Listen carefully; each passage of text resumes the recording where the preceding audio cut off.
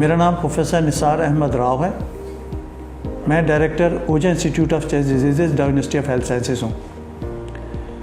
दमे के हवाले से अगर हम बात करें, दमा एक ऐसी बीमारी है जिसमें सांस की नालियों में सोजिश हो जाती है, और ये सोजिश ऐसी नहीं कि चंद दिनों, बल्कि ये रहती है, मुसलसल रहती है, और इसके अंदर सांस की नालियाँ सिकुड़ जाती हैं। सांस की नालियों में सूजन की वजह से चूँकि हवा के आमदोरफ्त में दुश्वारी होती है, तो इसलिए मरीज़ को सांस लेने में दिक्कत होती है, खांसी होती है, और मोस्ट ऑफ द टाइम यानी ज़्यादातर ये खांसी जो है खुश्क होती है। कभी कभी इसमें बलगम भी आता है।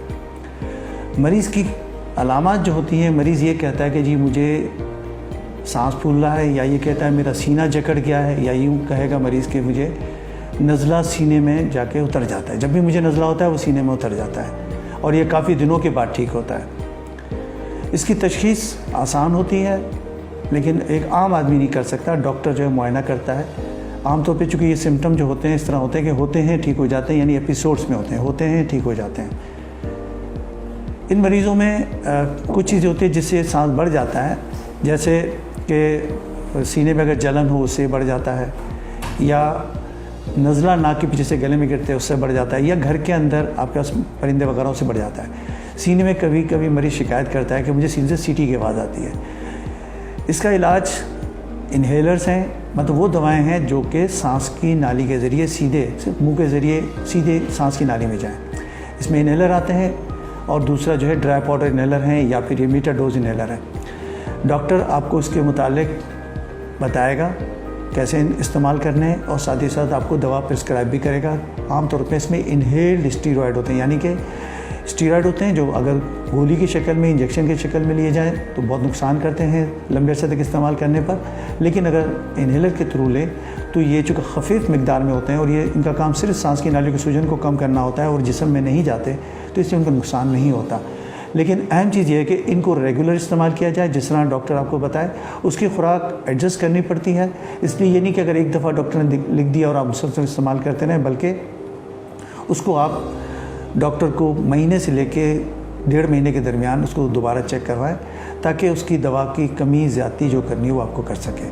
और अहम चीज़ ये है कि जब भी दमे का मरीज़ हो तो वो ये देखे कि उसको किस चीज़ से इसके सिम्टम बढ़ जाते हैं, मिट्टी से, धुएँ से, सिगरेट स्मोकिंग से, तो उस चीज़ से उसने बचना है। घर में किसी किस्म के परिंदे वगैरह नहीं पालने चाहिए, बिल्ली वगैरह नहीं होनी चाहिए, और कुछ दर्द की गोलियां जैसा पोस्टन, ब्रूफेन, एस्प्रिन है, इससे सांस बढ़ जाता है कुछ लोगों को, तो उन्होंने इन दवाओं से अवॉइड करना है। कुछ ब्लड प्रेशर की दवाएं हैं, सब बीटा ब्लॉकर्स हैं, इंड्राल वगैरह, इससे सांस बढ़ जाता है, तो इस तरह की दवाओं से हमें बचना चाहिए। दवाएं कभी कभी आँखों के कतरे में भी इस्तेमाल होती हैं, तो इसका मतलब ये नहीं है कि आप कहें जी मैं तो कोई दवा खा नहीं रहा हूँ, आँख के कतरे से भी इस्तेमाल कर रहा हूँ, तो उससे भी सांस हो सकता है। तो एहतियात अहम है सांस के मर्ज़ के अंदर। रमज़ान शुरू हो गया है।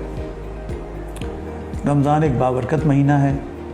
रमज़ान के हवाले से हमें कुछ एहतियातें करनी होती हैं। हम खाने पीने से हम दूर रहते हैं, तो दवाओं के हवाले से वो दवाएं जो कि हम मुंह के ज़रिए लेते हैं वो हम नहीं ले सकते।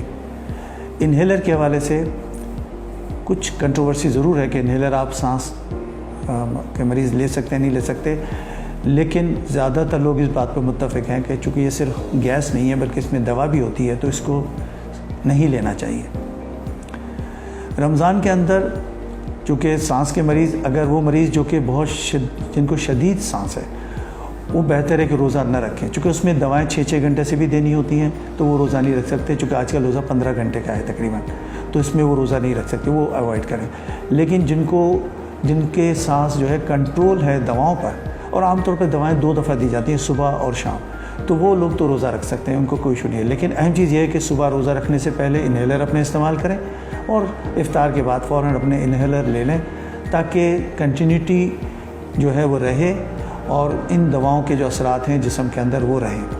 तो रमज़ान के अंदर बिल्कुल हम रोज़ा रख सकते हैं, ऐसा नहीं कि नहीं रख सकते। लेकिन अगर फ़र्ज़ करें रोज़े के दौरान सांस बहुत ज़्यादा हो जाए और आपको नेबुलाइज़ की ज़रूरत पेश आ जाए, तो आप ले लें, रोज़ा टूट जाएगा। लेकिन आप ये ना कहें कि जी मैंने रोज़ा पूरा करना है, मैं इन्हेलर नहीं लूँगा। अल्लाह की तरफ से है कि अगर आपको बीमारी ऐसी है तो जान पहले है, रोज़ा बाद में है, तो जान आपने बचानी है, तो आपने ये एहतियात करनी है रमज़ान के हवाले से। एक हेल्पलाइन अवेलेबल है जो सांस है ज़िंदगी के नाम से।